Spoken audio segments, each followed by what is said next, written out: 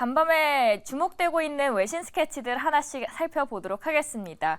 미국 최대 유통기업 바로 월마트죠. 신입 사원들의 임금을 삭감한다라는 소식이 들려옵니다. 한때 뜨거웠던 시간제 근로자의 고용 열기가 진정되고 있다는 분석이 나오는데요. 관련 기사 만나보도록 하겠습니다. 블룸버그의 기사입니다. Walmart cuts starting pay for some new hires. 이번에 새로 고용하는 매장 내 시간제 노동자의 임금을 하향 조정하겠다라는 겁니다.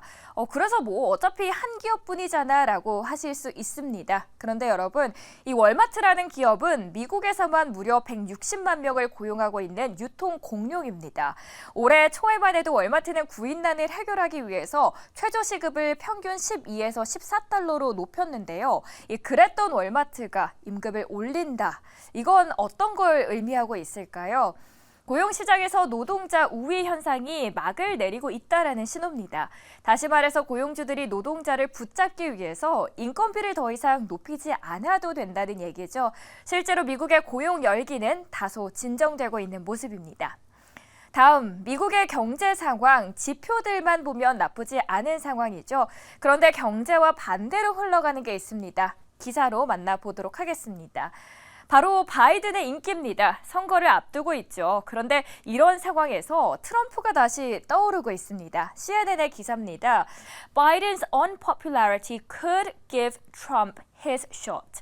이번에 바이든의 인기 내려가는 거는 트럼프에게 한 방을 주는 것이다. Give Trump his shot 이라고 표현을 했습니다. 미국인 대다수가 조 바이든 대통령의 경제 정책에 대해서 부정적으로 평가한다는 여론조사가 나왔습니다. 미국인들은 지금 경제 지표들은 아무리 좋게 나온다고 한들 이 자신들의 PB로 느껴지는 거는 인플레이션도 높고 집값도 오르고 심리적으로 경제가 악화됐다라고 느끼고 있는 겁니다. 그래서 밑에 하단을 함께 봤는데요.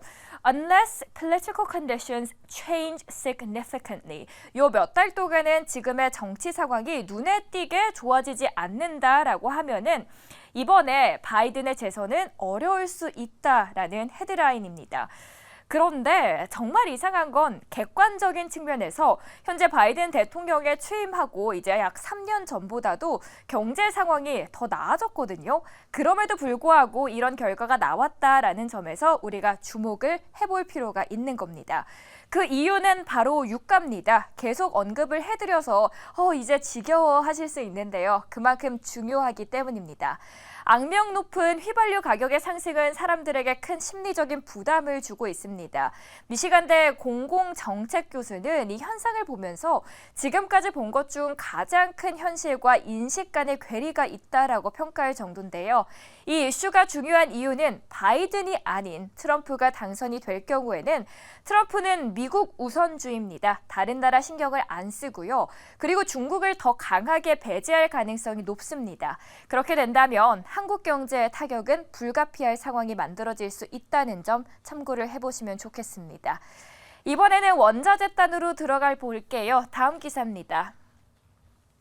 결론은 세계 2위 설탕 수출국인 태국에서 폭염과 가뭄이 너무 심하다 보니까 생산량이 크게 줄어들면서 세계 시장이 영향을 받을 전망입니다. 그래서 기사의 제목도 보시면요. Sugar price surpasses the resistance. 이번에 설탕 가격의 저항선을 넘었다라는 이야기입니다. 지금 차트에서도 보시는 것처럼 급격하게 우상향하는 추세가 보여지는데요. 2023년에서 2024년 설탕의 수확량이 약 18% 감소한 상황입니다. 세계 최대 원당 거래사 알비언이 우리 이제 공급 부족해라고 말한 이후에 이번 주 국제시장에서 설탕 가격은 11년 만에 최고치를 치솟았습니다. 최근에 인도의 극심한 더위도 설탕 공급에 영향을 미치고 있습니다. 그러면서 이 세계 1위 설탕 생산국인 인도도 자신들도 이제 살아야겠다라는 생각에 다음 달부터는 설탕 수출을 금지하는 방안을 검토 중인 것으로 알려졌습니다. 이 수출 금지라는 카드는 전 세계적인 공급 부족을 야기해주면서 가격이 더 오를 수 있다는 위험을 불러일으킬 수 있다는 점 유념하시길 바랍니다.